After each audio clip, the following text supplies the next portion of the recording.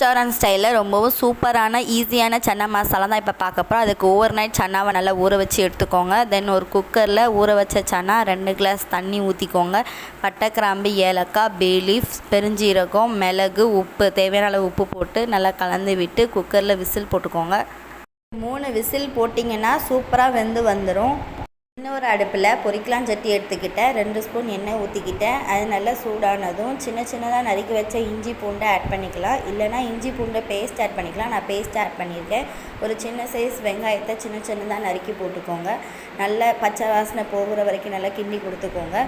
அப்புறம் ஒரு ஜாரில் ஒரு மீடியம் சைஸ் தக்காளி, கொஞ்சமாக சன்னாவை எடுத்து இதில் ஆட் பண்ணி நல்லா பேஸ்ட்டாக கிரைண்ட் பண்ணி எடுத்துக்கோங்க. அந்த பேஸ்ட்டை இதோட இப்போ ஆட் பண்ணிக்கலாம். ஆட் பண்ணிவிட்டேன். அப்புறம் நல்லா கலந்து விடணும். சன்னா மசாலாவோட இட்லி, பூரி, சப்பாத்தி, ரொட்டி எல்லாத்துக்குமே அருமையான காம்பினேஷனாக இருக்கும். ட்ரை பண்ணி பாருங்கள். இப்போ இதை நல்லா கிண்டி கொடுத்துட்டே வாங்க. கீழே அடி பிடிக்காமல் பார்த்துக்கோங்க. இப்போ இதோட பச்சை வாசனை போகணும். நம்ம ஆட் பண்ண பேஸ்ட்டோட பச்சை வாசனை போகிற வரைக்கும் வெயிட் பண்ணுங்கள். இப்போ இது கொஞ்சம் கொதி வர மாதிரி தெரியுது. இதுக்கப்புறம் கொஞ்சமாக தண்ணி ஆட் பண்ணிக்கோங்க.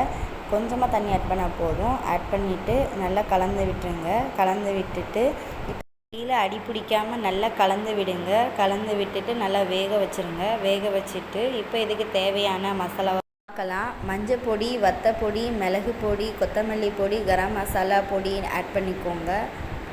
இதை நான் ஒரு 3 பேருக்கு தக்கன சமைக்கேன். நீங்கள் உங்கள் தேவைக்கு நீங்கள் ஆட் பண்ணிக்கோங்க.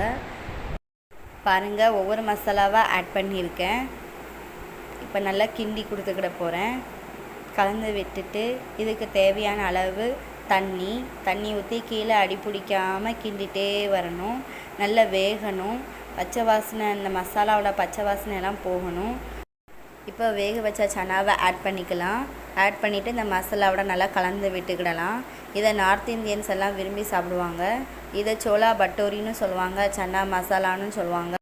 சன்னா மசாலா ரெடி. இது வரைக்கும் எங்களுடைய சேனலை பார்க்காதவங்க சப்ஸ்கிரைப் பண்ணுங்கள், லைக் அண்ட் ஷேர் பண்ணுங்கள்.